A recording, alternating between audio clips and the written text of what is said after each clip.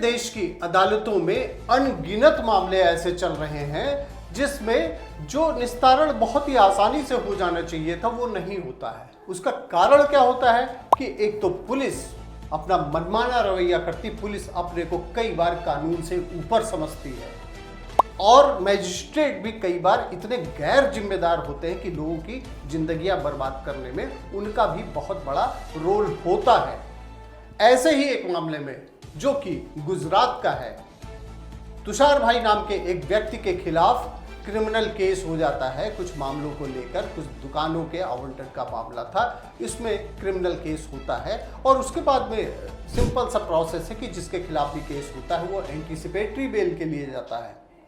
पहले district court में गया मामला सूरत में, वहां रिजेक्ट हो गया, एंटीसिपेटरी बेल नहीं मिली। और उसके बाद में हाई कोर्ट में गया गुजरात में, वहां भी एंटीसिपेटरी बेल नहीं मिली। उसके बाद में फिर मामला गया सुप्रीम कोर्ट में। सुप्रीम कोर्ट ने एंटीसिपेटरी बेल तुषार भाई को दे दी, यानी जो एक्यूज था उसको एंटीसिपेटरी बेल मिल गई। जाहिर सी बात है कि एंटीसिपेटरी बेल मिलने के बाद में एक्यूज थाने पर गया और उसने दिखाया कि सुप्रीम कोर्ट का यह ऑर्डर है। लेकिन सबसे बड़ी गलती क्या हुई, इन्वेस्टिगेटिंग ऑफिसर जो है उसने अरेस्ट कर लिया। और सोचिए, एक तरफ व्यक्ति जो एक्यूज्ड है वो लेकर आ रहा है, सुप्रीम कोर्ट का आदेश लेकर आ रहा है, उससे बड़ी कोर्ट कम से कम इंडिया में नहीं है, उसका आदेश लेकर आ रहा है। लेकिन आईओ अपने को कानून से कितना ऊपर समझता है कि उसने अरेस्ट कर लिया और अरेस्ट करने के बाद में फिर बेल बॉन्ड देने के बाद में जब एक्यूज ने बेल बॉन्ड दिया उसके बाद में उसको रिहा कर दिया।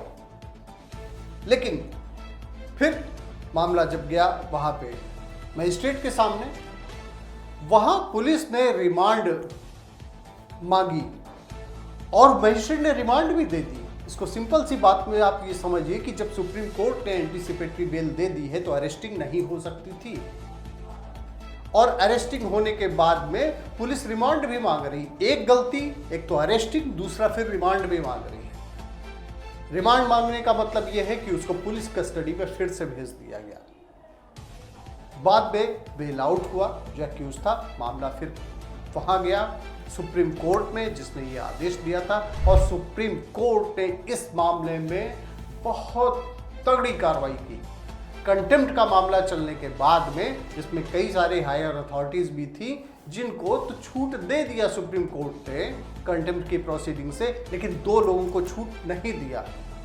एक तो आईओ जिसने मनमाना रवैया किया और दूसरा एसीजेएम सूरत को, उनको भी कोई छूट नहीं दी। इन दोनों के खिलाफ कंटेम्प्ट प्रोसीडिंग चलाए जाने का आदेश दिया गया। अब आप ये सोचिए कि सुप्रीम कोर्ट तक का आदेश अगर पुलिस नहीं मानती है, और सुप्रीम कोर्ट ने एक बहुत ही गंभीर टिप्पणी भी की कि मैजिस्ट्रेट एक दूत के, पुलिस के दूत के रूप में काम नहीं कर सकते। ये नहीं कि हाँ जो भी रिमांड की एप्लीकेशन लाई गई पुलिस कुछ भी लेकर आए। आपकी जिम्मेदारी क्या बनती थी, मजिस्ट्रेट की जिम्मेदारी क्या बनती थी, उसको देखा जाना चाहिए था। मजिस्ट्रेट को अपना जुडिशियल माइंड अप्लाई करना चाहिए, लेकिन नहीं किया। जो पुलिस लेकर आई बस ठीक है, एक प्रोसेस। ऐसे ही अनगिनत मामले पूरे देश में चल रहे हैं और मजिस्ट्रेट के द्वारा आंख बंद करके उस पर साइन कर दिया जाता है। ये तो मामला मान लीजिए फॉर्चुनेटली वो ऐसा था कि सुप्रीम कोर्ट तक वो सक्षम था, पहुंच गया। ना जाने कितने ऐसे लोग हैं जो नहीं पहुंच पाते हैं और उनकी जिंदगी ऐसे ही कोर्ट के चक्कर लगाते, पुलिस के चक्कर लगाते और जेल में बीत जाती है। तो ऐसे ही इंफॉर्मेटिव वीडियोस के लिए आप देखते रहिए आपकी खबर। हम फिर से आपके सामने हाजिर होंगे एक नई जानकारियों के साथ। Thank you for watching.